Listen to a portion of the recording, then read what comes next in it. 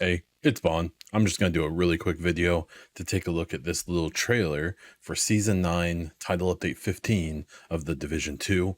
What this is a bit of a story uh, summary of what's happened before this season, because they are trying to focus on the story again, at least a little bit, and to basically explain what happened between Warlords of New York and where we're at now, specifically after Season 4 when we face off with Fei Lao.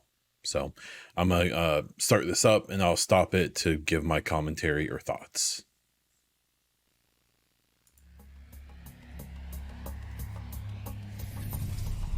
The final act of traitor Aaron Keener was to activate his rogue network. Across the US, agents loyal to his cause activated, sapping the division's resources and attention. Amid the chaos that followed, Black Tusk commander Barton Schaefer made a play for New York, rallying rogue agents embedded with the Outcasts, Rikers, Hyenas, and True Sons. Schaefer had become too powerful a threat to ignore. The division hunt down and neutralize him, but find he was following someone else's orders. The first thing I'll jump in and say is I think it's kind of weird that they say we neutralize him, even though they like explicitly make it clear that we didn't kill him. So neutralize, I guess, is a vague way of saying, you know, we took care of him, I guess, and they can say he's not dead later. So yeah, I don't know. And then hold on. Former New York acting commander Fei Lao had turned her back on the division and was now working with the Black Tusk. Fei is entrusted by the mercenary group's mysterious owner, Natalia Sokolova, with guarding their most valuable asset, President Ellis. When intel shows that Lao is at Camp White Oak with Ellis, the division move in. But they arrive to find a shocking scene. Fei Lao has assassinated the president and blamed the division for it. Left with no choice, the agents are forced to kill Fei Lao. Okay. So we have to talk about this. Maybe they'll explain it during this season or in the seasons that come. Maybe I'm in big dumb. I don't remember stuff the right way. But from what I remember, the voicemails that Faye leaves some of the other people in the story, before this happens, but after she goes rogue, where she basically says like, hey, like, we can surmise that she's just going there to kill Ellis.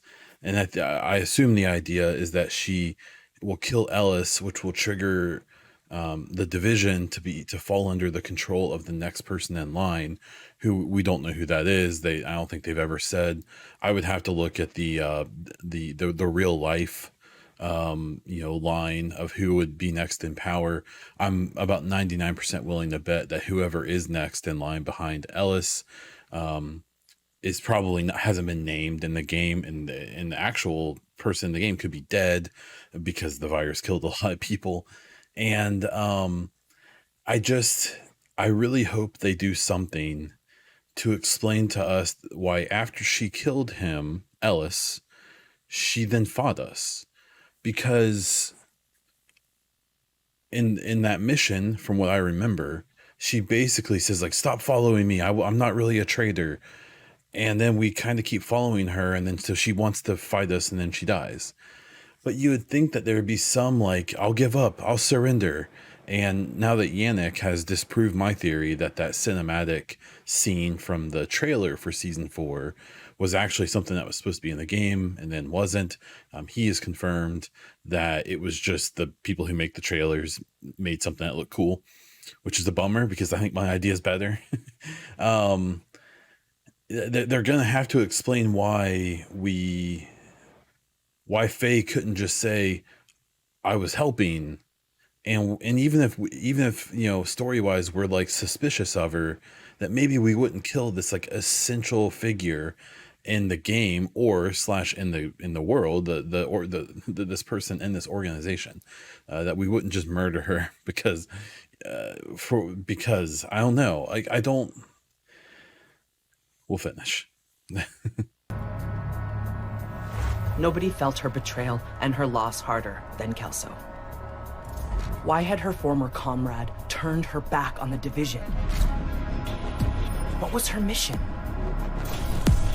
And can the division survive what comes next?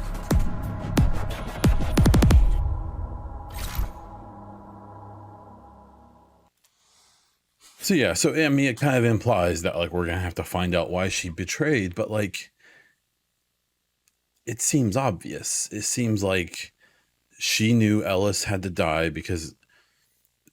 So a larger theme I've thought about is how we know as of right now in the division where it stands that the first wave agents were deployed, that include Keener and a bunch of other people who were either killed or went rogue, at least in New York. We now know that there were agents all over the country and not all of them died. Like, a lot of them are still active. And then we know there was the second wave, which we played as in the first game in New York. And we don't know if there's like technically a third wave that was never deployed, but we do know there were agents that were not deployed. So we know, I forget which one of the manhunt lieutenants, I think it was for Schaefer, one of Schaefer's lieutenants maybe, was a agent who was trained and ready to go, but was never activated. And so my kind of big brain thought has always been that the second wave got deployed and then Ellis came into power. And since Ellis was in cahoots with Black Tusk and whoever is above them, the Sokolova lady, Ellis technically had the power to deploy everyone else, everyone who was left, all of the third wave or the last wave or whatever. And part of the reason that now, like, Fei Lao would go so far as to fake going rogue to be able to get close to and kill Ellis would be to allow whoever is next in line to be able to deploy all of the agents who are left, whoever's left. Obviously, a lot of them would have died or would have become traitors or whatever at this point in the story, but there should still be some left. And for those that are left, it would deploy resources to them that they don't currently have because they were never activated. The Division 3, the last wave or something, like, I don't know, just throwing it out there. So this is such weird treatment of Fei Lao, who for all intents and purposes is like the most famous character in the game, right? Because our player character is just some nameless, faceless, mute idiot. And it was just a weird way to put her out. We know she's dead.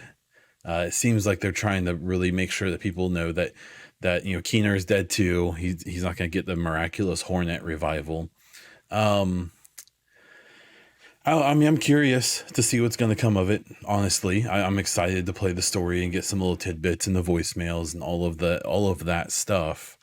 I just wish we would have gotten here in a different way, but I will be more than overjoyed to be proven wrong and to be excited about what may be coming.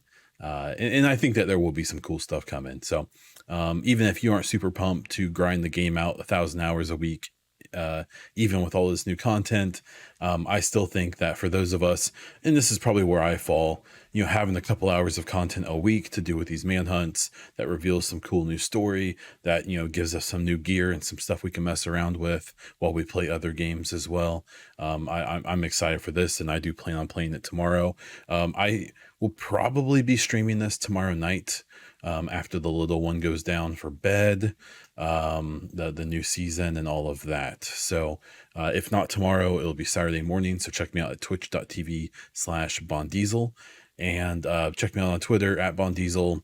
Check out my podcast, The EchoCast, a gaming news podcast. And that's where I'm going to leave this one. So until next time.